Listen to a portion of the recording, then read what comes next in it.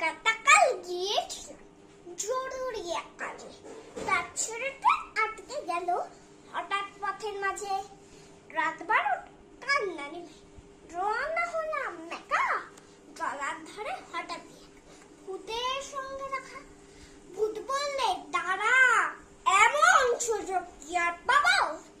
এক্ষুনি তোর ঘাড় মুখে রক্তটা শেখাবো। কেঁদে পড়লাম, সে কি আমি আর থুতথুড়ে বুড়ো, আমার দেহে রক্ত সেটা ঠান্ডা বরফ পুরো।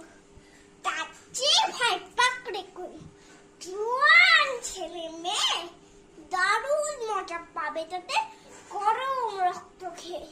বলতে বললে, খুব ঠান্ডা করবো তো কি সাবার।